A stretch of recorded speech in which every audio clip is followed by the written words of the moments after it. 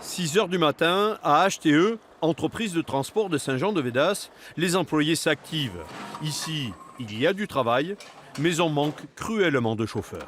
J'ai des fois des camions qui sont sur le parc et qui dorment en attendant un conducteur, tout à fait. Parce que même en intérim aujourd'hui, on n'arrive pas à remplir nos emplois. Ouais. Et vous refusez certains marchés? Oui, tout à fait. Je refuse certains marchés. Ça va faire mal au cœur, ça. Oui, oui, c'est très difficile de les avoir, donc c'est compliqué de les refuser. Pourtant, il y a quelques mois, HTE a formé 17 chauffeurs.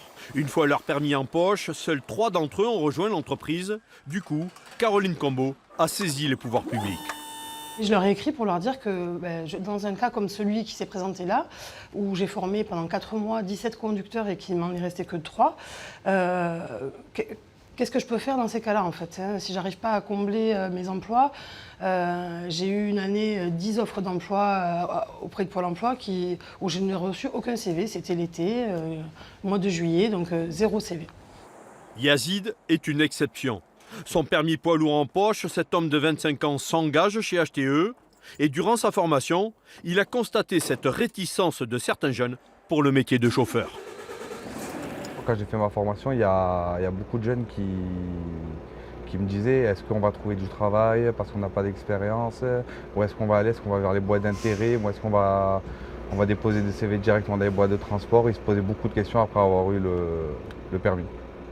Pourtant, la profession se mobilise pour attirer les jeunes et met en avant des salaires de départ assez attractifs. Un conducteur zone courte qui rentre tous les jours chez lui va faire en moyenne 180-190 heures par mois de temps de service, pas de temps de conduite, hein, s'il vous plaît.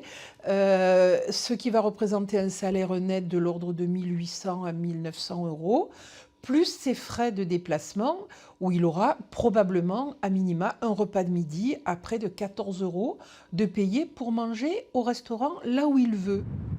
En Occitanie, les entreprises de transport proposent 1 600 emplois à pourvoir tout de suite, dont près de 1 300 postes de chauffeurs.